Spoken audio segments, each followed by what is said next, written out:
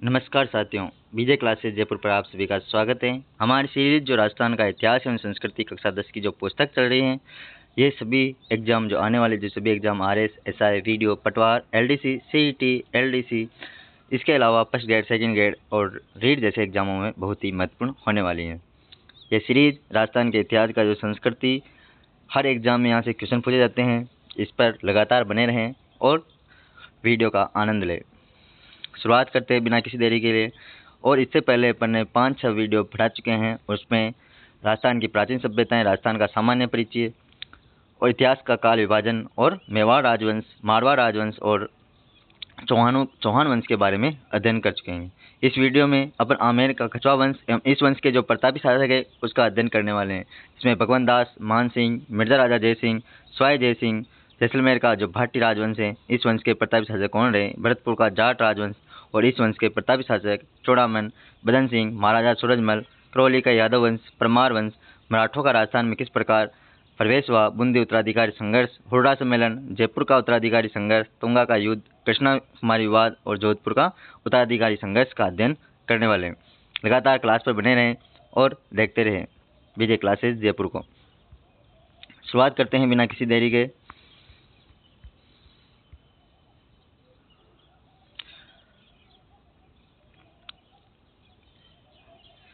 राव चुंडा ये पढ़ चुके हैं। मारवाड़ राजवंश, ये बीकानेर का जो राठौड़ राजवंश है उसका अध्ययन भी कर लिया है। शाकंभरी का चौहान वंश एवं इस वंश के प्रतापी शासकों का अध्ययन अपन ने पिछले वीडियो में किया था। जालोर, रणथंभौर के चौहान वंशों का भी अध्ययन अपन ने अच्छी तरीके से कर लिया है। चलते हैं बिना किसी देरी के कछवा राजवंश पे।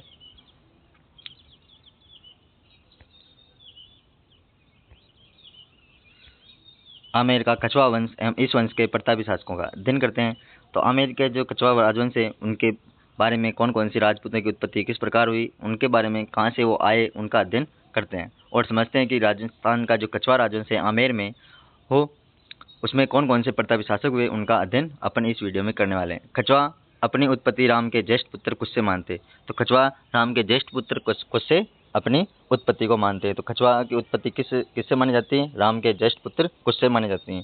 सूर्यमल मिश्रण के अनुसार कुरुम नामक रघुवंशी शासक की संतति होने से यह कुरुम वंशीय कहलाने लगे थे। तो कुरुम वंशीय कहलाने कब लगे थे? सूर्यमल मिश्रण के अनुसार कुरुम नामक जो रघुवंशी शासक था उसकी संतति होने से कुरुम वंशीय कहलाने लगे और साधारण भाषा में उन्हें कछवा कहा जाने लगा। ढूंढार प्रदेश में अपना राज्य स्थापित करने के लिए कछवाओं को मीणाओं ताबड़ गुजरों से संघर्ष करना पड़ा। तो ढूंढार प्रदेश जो कछवा राजवंश है उसको मीणाओं ताबड़ गुजरों से संघर्ष करना पड़ा और उनको हराकर यहाँ पर आमेर में अपना शासन स्थापित किया था। इनकी प्रथम राजधानी कौन सी रही? दौसा रही। कछवा प्रारंभ में चौहानों के सामंत थे। तो कछवा किसके सामंत थे? सर्वप्रथम चौहानों के, जो चौहान राजवंश है उसके सामंत हुआ करते थे। कौन? कछवा वंश। 1137 ईस्वी में दुल्हा राय ने बड़ गुजरों को परास्त कर ढूंढार में नवीन राज्य स्थापित किया। तो बड़ गुजरों को परास्त करने वाले प्रथम शासक कौन थे? दुल्हा राय। दुल्हा राय ने कब? 1137 ईस्वी में और ढूंढार में नवीन राज्य की स्थापना भी की।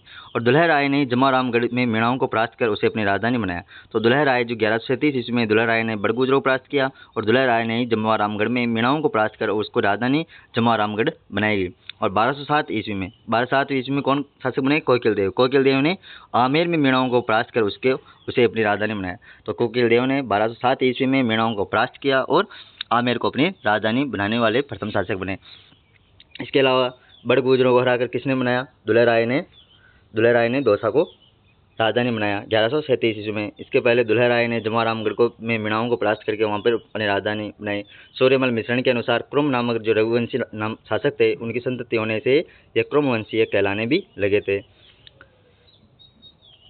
इसके बाद शासक बनते हैं जो प्रतापी शासक थे भारमल 1543 से। इसके बीच में जो शासक आए थे वो इतने इंपॉर्टेंट नहीं है। भारमल शासक बनते 1543 से 1573 ईस्वी में। इन्होंने अकबर के साथ संधि की थी। अकबर के साथ संधि करने वाले कौन थे? सर्वप्रथम कछवा राजवंश के शासक भारमली थे। तो भारमल बहुत ही कठिन परिस्थितियों में आमेर का शासक बनता है। अपनी सत्ता के लिए उसे मजबूत सहारे की आवश्यकता थी और यह मजबूत सहारा उसे मुगल शासक अकबर के रूप में मिला। भारमल मुगल अधीनता स्वीकार करने वाला पहला राजपूत था। तो पहला राजपूत शासक कौन था? भारमल, जो मुगल अधीनता स्वीकार करने वाला पहला राजपूत था। कौन सा था? भारमल। 1547 से 1573 ईस्वी तक शासक रहता है। अकबर जनवरी 1562 ईस्वी में, कब?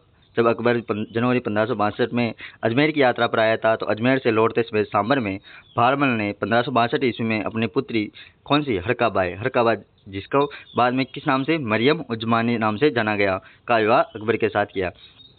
अकबर हरकाबाई किसकी पुत्री थी? मरियम उज़्ज़मानी के नाम से जानी जाती थी। वो भारमल की ही पुत्री थी। 1562 ईस्वी में सांबर में मिले किसे? अकबर से। 1562 में कब कहाँ आया था? जनवरी 1562 में अकबर तो अजमेर यात्रा में आया था। जहांगीर इसी हरकाबाई का पुत्र था। तो जहांगीर जो आगे शासक बनता है वो हरकाबाई यानी मरियम उज़्ज़मानी का ही पुत्र था। 1562 ईस्वी में सांबर में ही अपने पुत्र भगवंत दास और पौत्र मान सिंह सहित इसने अकबर की अधीनता स्वीकार की।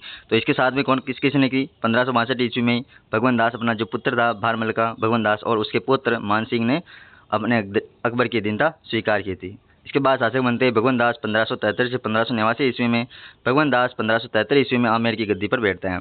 इसने सरनाल का युद्ध हुआ था। इसके समय कौन सा युद्ध? सरनाल का युद्ध, जिसमें मान सिंह सेनापति के रूप में लड़ने गया था। सरनाल का युद्ध में अपनी वीरता का परिचय दिया था। सरनाल कहाँ पर? गुजरात में यह युद्ध लड़ा गया था। यह 7 वर्ष तक पंजाब का सूबेदार रहा। तो 7 वर्ष तक पंजाब का सूबेदार भी कौन रहा? भगवंत दास रहा। इसने 1585 ईस्वी में अपनी पुत्री मानबाई का विवाह जहांगीर के साथ कर दिया था। तो 1585 ईस्वी में भगवंत दास ने अपनी पुत्री जो मानबाई थे उसका विवाह जहांगीर के साथ भी किया था। खुसरो किसका पुत्र था? तो मानबाई व जहांगीर का ही पुत्र था। तो जो अमीर खुसरो था किसका पुत्र था? मानबाई व जहांगीर का ही पुत्र था। 1589 ईस्वी में लाहौर में भगवंत दास की मृत्यु हो जाती है। तो 1589 ईस्वी में भगवंत दास की मृत्यु कहाँ पर हो जाती है? भगवंत दास की मृत्यु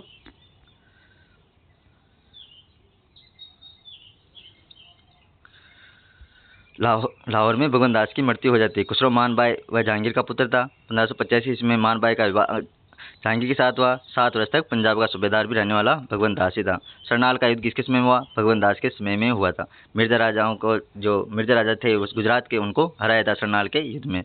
मान सिंह 1589 से 1614 बीच में शासक बनता है। ये जो प्रतापी शासक था, ये मान सिंह केवल 12 वर्ष की उम्र में मुगलों की सेवा में चला गया था। कितनी साल की उम्र में? 12 वर्ष की उम्र में, क्योंकि जो भारमल था उसके पौत्र और पुत्र जो भगवंत दास थे उन्होंने उसकी उसमें अधीनता स्वीकार कर ली थी।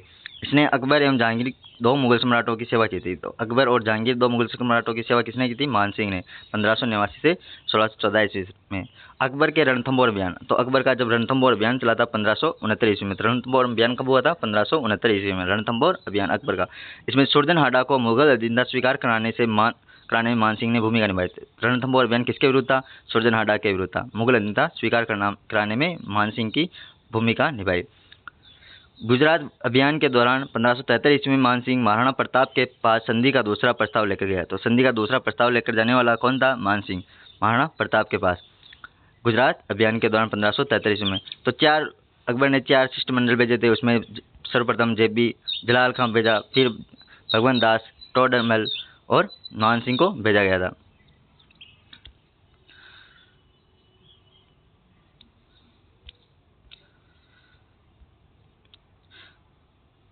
1573 ईस्वी में मान सिंह महाराणा प्रताप के पास संधि लेकर गया, लेकिन उसने अस्वीकार कर दिया था प्रस्ताव को। और 1573 ईस्वी में हल्दी घाटी के युद्ध में अकबर की सेना का नेतृत्व भी किसने किया? मान सिंह ने किया था। और यह अकबर के नवरत्नों में भी सम्मिलित था। जो अकबर के जो नवरत्न थे उसमें भी मान सिंह शामिल था। अकबर ने इसे फरजंद यानी बेटा की उपाधि दी थी। तो फरजंद बेटा की उपाधि किसने दी थी मान सिंह को? तो अकबर ने दी थी। और 7000 का मनसब भी इसे दिया था। 7000 की सेना रखने का अधिकार भी इसे दिया गया। 1589 ईस्वी में इसे बिहार का सूबेदार बनाया गया। तो बिहार का सूबेदार कब था? 1589 ईस्वी में। तो इसके भगवंत दास की मृत्यु हो गई और ये 1589 ईस्वी में आमेर का शासक बनता है। तो आमेर का शासक कब बनता है? 1589 ईस्वी में। मान सिंह ने 1592 ईस्वी में उड़ीसा जीतकर पहली बार उसे मुगल साम्राज्य का अंग बनाया। तो उड़ीसा जीतने वाला भी कौन सा शासक था? मान सिंह था 1592 ईस्वी में, और मुगल साम्राज्य का अंग बना दिया। मान सिंह की मृत्यु कब हुई थी? 1614 ईस्वी में। कहाँ पर? इलिचपुर में हुई थी। मान सिंह विद्वानों का आश्रयदाता था। इसके समय में मानचरित्र महाराजकोश नामक ग्रंथ भी लिखा गया था। मानचरित्र महाराजकोश ग्रंथ किसके समय में लिखा गया? तो मान सिंह के समय में लिखा गया। इसी के समय मुरारी दान ने, मान प्रकाश व जगन्नाथ ने मान सिंह कीर्ति मुक्तावली की रचना भी की थी। तो मुरारी दान ने कौन सा ग्रंथ लिखा? मान प्रकाश। और जगन्नाथ ने मानसिंह कीर्ति मुक्तावली की रचना की थी। मानसिंह के समय रानी कनकावती थी जो मानसिंह की पत्नी थी, उसका जो पुत्र था वो 1599 ईस्वी के आसपास में उसकी याद में जगत सिंह की स्मृति में जगत शिरोमणि मंदिर का निर्माण भी करवाया था। तो मानसिंह के जो समय ही रानी कनकावती ने अपने पुत्र जगत सिंह की स्मृति में जगत शिरोमणि मंदिर का निर्माण करवाया था। कब? 1599 ईस्वी में। मिर्जा राजा जय सिंह शासक बनता है 1621 से 1667 ईस्वी में। यह सबसे लंबे समय तक शासन रहने वाला शासक रहा और इसने 3 मुगल सम्राटों जिसमें जहांगीर, शाहजहां और औरंगजेब की सेवा में रहने का अवसर भी इसे प्राप्त हुआ था। तो 11 वर्ष की आयु में शासक बनता है। 1621 ईस्वी में जय सिंह आमेर का शासक बनता है। इसे 3 मुगल सम्राटों जहांगीर, शाहजहां, औरंगजेब की सेवा में रहने का अवसर भी प्राप्त हुआ। 1623 ईस्वी में इसने मलिक अंबर के विरुद्ध दक्षिण में भेजा गया, जहां इसने अद्भुत साहस और वीरता का परिचय भी दिया। 1629 ईस्वी में इसे उत्तर पश्चिमी सीमांतों में उज़्बेकों का विद्रोह किया। तो उत्तर पश्चिमी सीमांतों में उज़्बेकों का विद्रोह करने वाला शासक कौन था? मिर्जा राजा जय सिंह। कब किया था? 1629 ईस्वी में। ये क्वेश्चन पूछे जाते हैं डायरेक्ट। 1630 ईस्वी में इसे जय सिंह ने खान ए जहां लोधी के विद्रोह को दबाया। तो खान ए जहां लोधी के विद्रोह किसने दबाया? मिर्जा राजा जय सिंह ने 1630 ईस्वी में खान ए जहां लोधी के विद्रोह को दबाया। ये 1636 ईस्वी में शाहजहां के साथ बाद बीजापुर और गोलकुंडा अभियान पर दक्षिण भारत भी गए थे। तो बीजापुर और गोलकुंडा अभियान भी किसके द्वारा? 1636 ईस्वी में शाहजहां के समय मिर्जा राजा जय सिंह के द्वारा ही किया गया। उज़्बेकों का विद्रोह दबाया 1629 ईस्वी में। 1630 ईस्वी में खान ए जहां लोधी के विद्रोह को दबाया। 1623 ईस्वी में मलिक अंबर के विरुद्ध दक्षिण में भेजा गया। इसके द्वारा बहुत सारे अभियान भी किए गए और सबसे लंबे समय तक शासक भी रहे। 1637 ईस्वी में जय सिंह को मिर्जा राजा की पदवी देकर शुजा के साथ कंधार भेजा गया। तो जय सिंह को 1637 ईस्वी में शाहजहां के द्वारा मिर्जा राजा की पदवी दे दी गई, कंधार भेज दिया गया। कंधार अभियान में भी 1637 ईस्वी में भेजा गया। उत्तराधिकारी युद्ध के समय इसे शुजा के विरुद्ध भेजा गया, जहां बहादुरपुर के युद्ध में 1658 ईस्वी में इसने शुजा को पराजित किया। तो शुजा को पराजित कर दिया था 1658 ईस्वी में।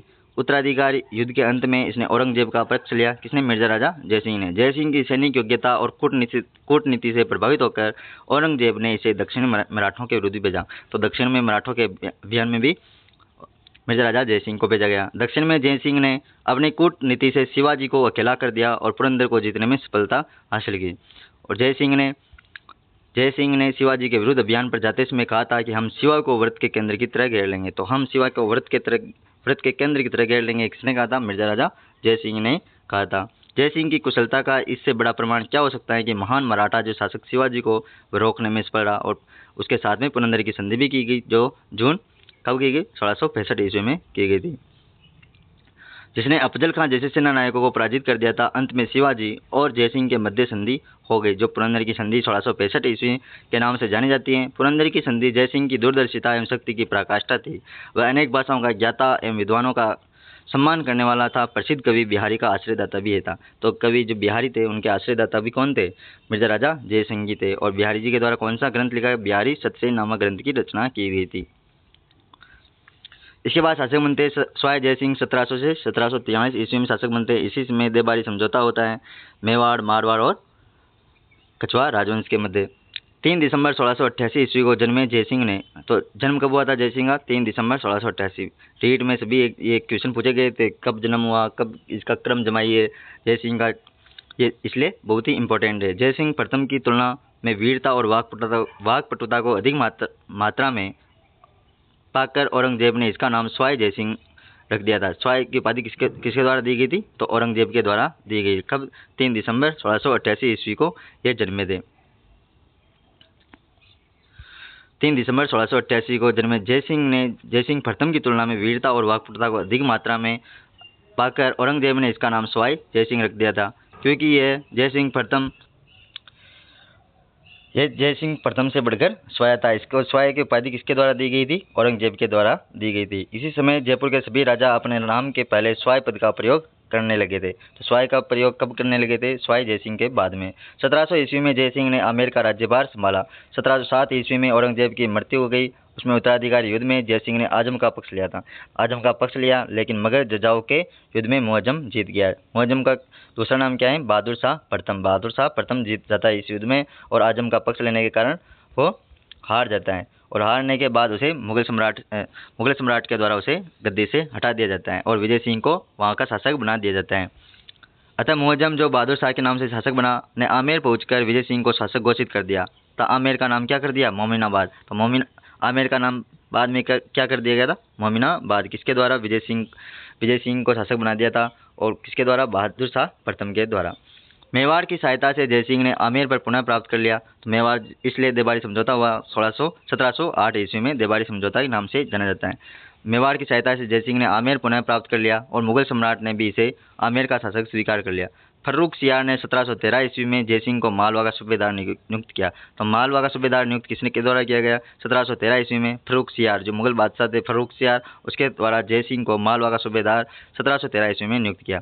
जयसिंह के प्रयासों से 17 जुलाई 1734 ईस्वी को राजपूत राजाओं को हुर्रा में सम्मेलन बुलाया गया। तो हुर्रा सम्मेलन क्यों बुलाया गया, मराठों के विरुद्ध ये बुलाया गया था। सभी राजाओं को सूचित किया गया था इसमें, और सभी को एक साथ आने के लिए कहा गया था। 17 जुलाई 1734 ईस्वी को किसके द्वारा, जयसिंह के प्रयासों के द्वारा ये बुलाया गया, ताकि संगठित होकर मराठा का मुकाबला किया जा सके। किंतु आपसी अविश्वास से ये योजना कार्य रूप न ले सकी। स्वाय जयसिंह ने 1729 ईस्वी में बूंदी के मामले में भी हस्तक्षेप किया। तो बूंदी के मामले में भी 1729 ईस्वी में हस्तक्षेप किया। स्वाय जयसिंह ने अपनी बहन थी जो, उसके पुत्र को वहाँ से हटा दिया था शासक के रूप से, और दलेल सिंह को वहाँ का शासक नियुक्त कर दिया, जिससे मराठों को राजस्थान का आंतरिक राजनीति में हस्तक्षेप करने का भी अवसर मिला। तो राजस्थान को आंतरिक राजनीति में हस्तक्षेप करने का अवसर कहाँ से मिला, तो बूंदी से ही मिला था। जयसिंह ने मराठों या मुगल सम्राट में समझौता कराने के लिए मध्यस्थता भी की। 1743 ईस्वी में जयसिंह की मृत्यु हो जाती है, और इसने 7 मुगल शासकों का शासनकाल देखा था। तो 7 मुगल शासकों का शासनकाल देखने वाला कौन शासक था,